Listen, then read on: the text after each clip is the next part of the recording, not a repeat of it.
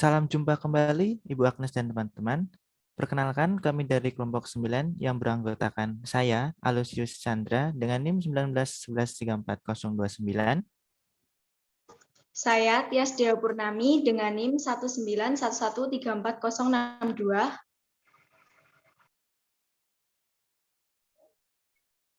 Saya Sebastiana Bei dengan NIM 191134052. Saya Crescentia Risna Pramudita, NIM 191134059. Saya Giana Ika Fitrianingrum dengan NIM 191134235.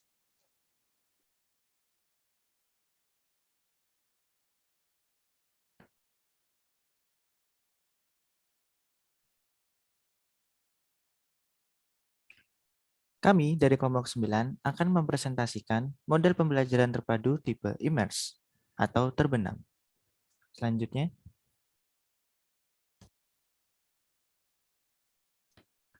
kami di sini akan membahas latar belakang model pembelajaran terpadu tipe Immerse, hakikat model pembelajaran terpadu tipe Immerse, kelebihan dan kekurangan model pembelajaran terpadu tipe Immerse, langkah-langkah pengembangan model pembelajaran terpadu tipe Immerse, penerapan model pembelajaran terpadu tipe Immerse, dan bagian model pembelajaran terpadu tipe Immerse.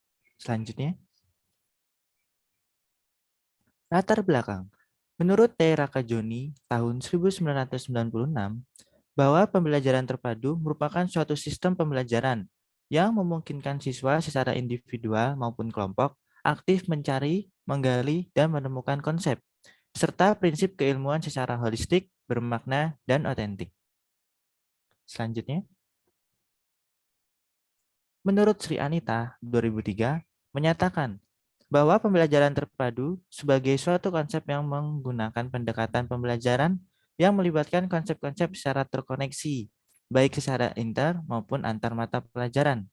Terjalinnya hubungan antar setiap konsep secara terpadu akan memfasilitasi siswa untuk aktif terlibat dalam proses pembelajaran melalui pengalaman langsung dan menghubungkannya dengan pengalaman nyata.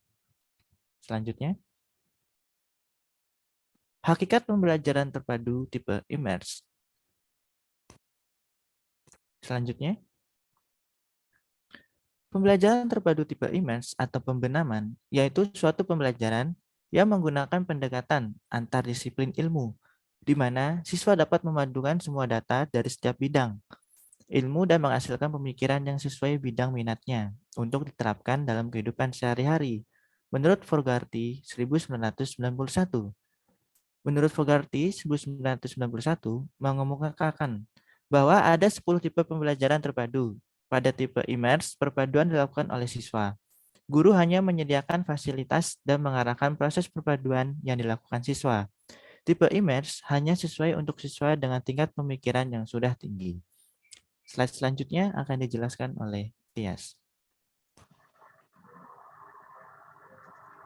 Karakteristik model pembelajaran terpadu tipe Immerse.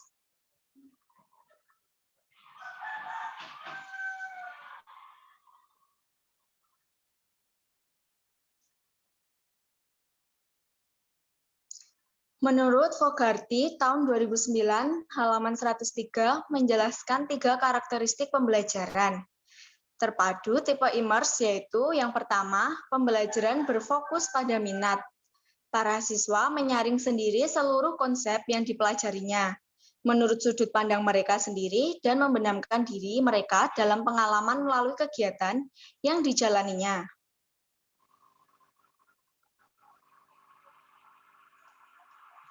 Yang kedua, menggabungkan 4 mata pelajaran yang berhubungan dengan minat.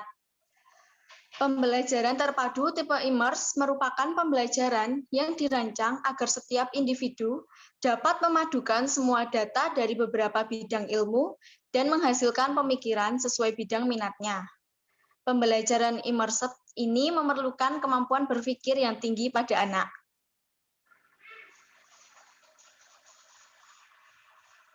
Yang ketiga, semua materi pelajaran dari setiap mata pelajaran yang akan dipelajari dibenamkan ke dalam minat siswa.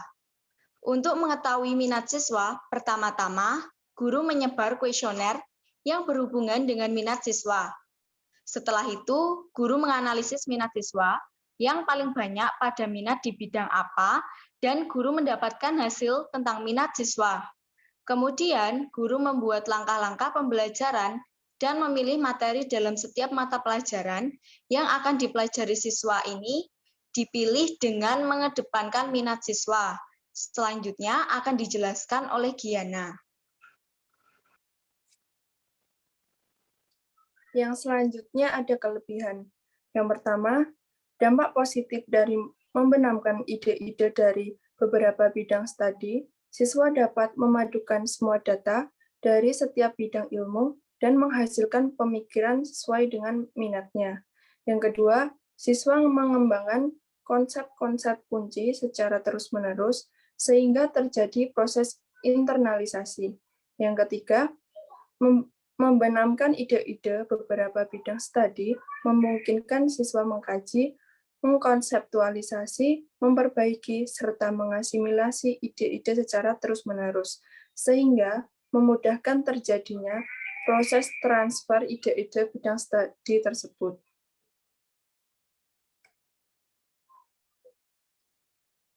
Kemudian ada kekurangan.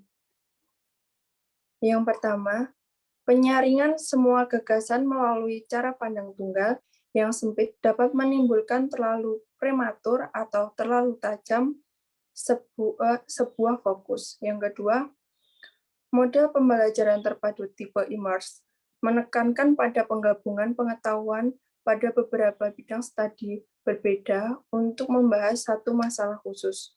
Yang ketiga, pada jenjang pendidikan dasar, keluasan wawasan pemikiran siswa merupakan hal semestinya ditekankan, tidak perlu terburu-buru untuk mengkhususkannya.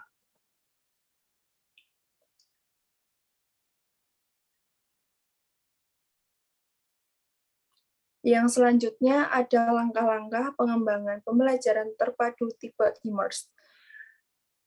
Ada 3, yaitu perencanaan, pelaksanaan, dan evaluasi.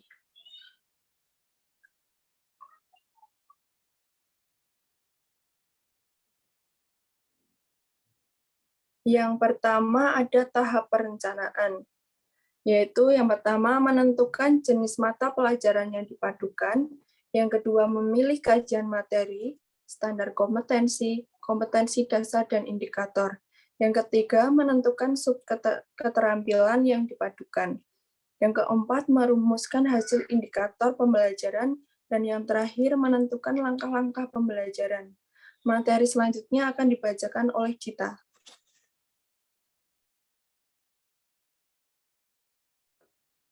Selanjutnya ada tahap pelaksanaan. Yang pertama, guru hendaknya jangan menjadi aktor tunggal yang mendominasi pembicaraan dalam proses pembelajaran. Yang kedua, pemberian tanggung jawab individu dan kelompok harus jelas dalam setiap tugas yang menuntut adanya kerjasama kelompok. Yang ketiga, guru perlu mengakomodasi ide-ide yang terkadang sama sekali tidak terpikirkan dalam perencanaan.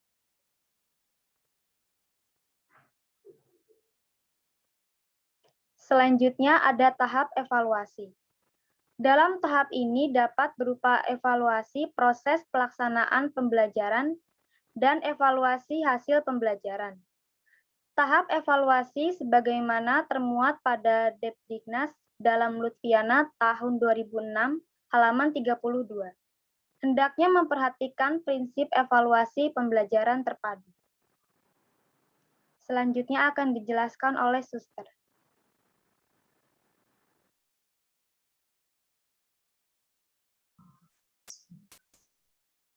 Baik, saya akan membahas tentang bagaimana penerapan model pembelajaran IMERS ini dalam pembelajaran sehari-hari.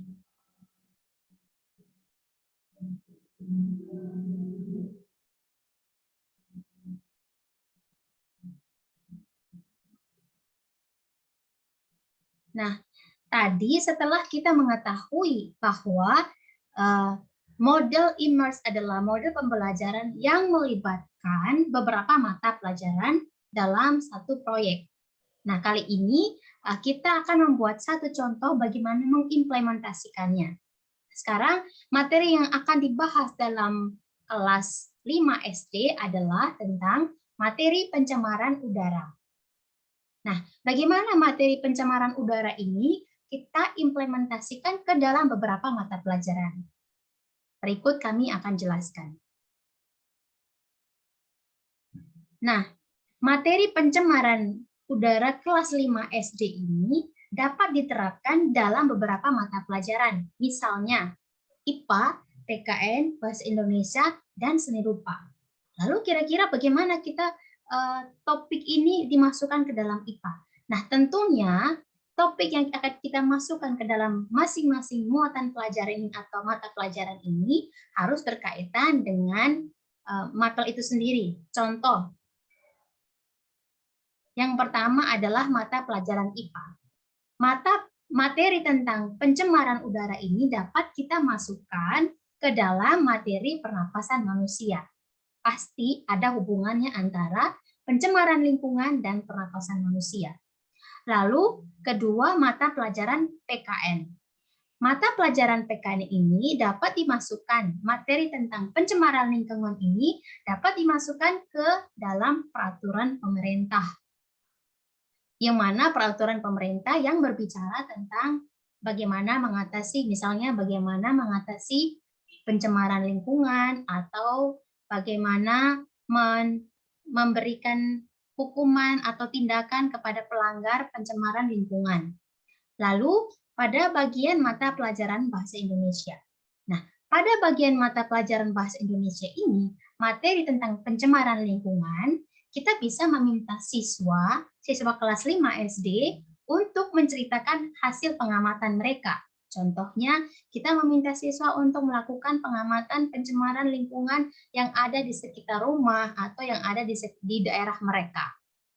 Lalu, pada mata pelajaran yang kelima, yang keempat tentang seni rupa, nah, tentang mata pelajaran seni rupa ini kita ketahui bahwa itu berkaitan dengan kreativitas. Nah, di sini kita bisa meminta siswa kelas 5 SD membuat poster atau video sederhana yang berbicara tentang pencemaran lingkungan, baik itu tentang penanganannya, lalu akibatnya, dan sebagainya.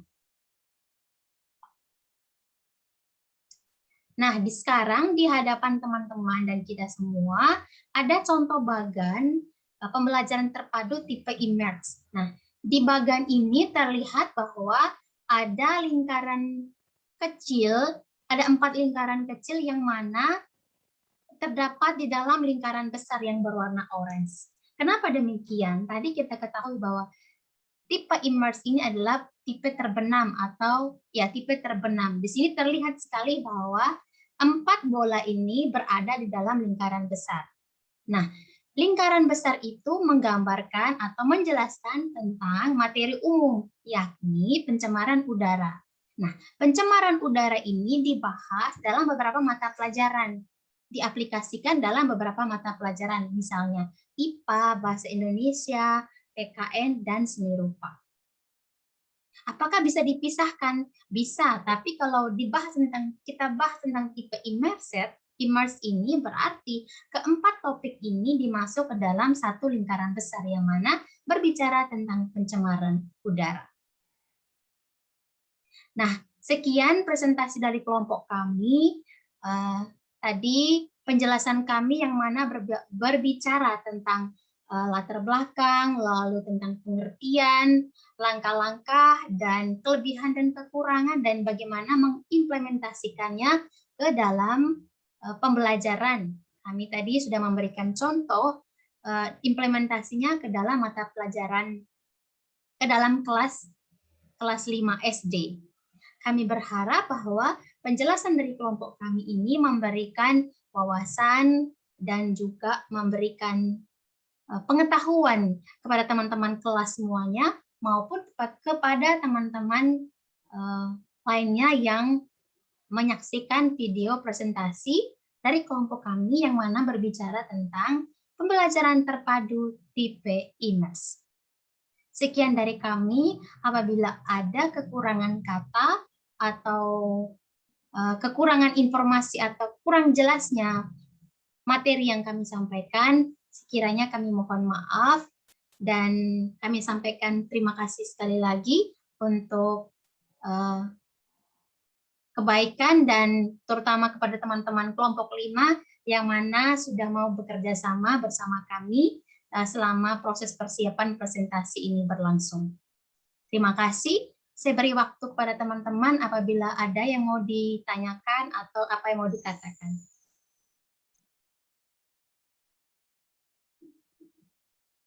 Baik, jika tidak ada, kami dari kelompok 5, saya yang mewakili kelompok 5 mengakhiri presentasi ini. Sekali lagi kami ucapkan terima kasih.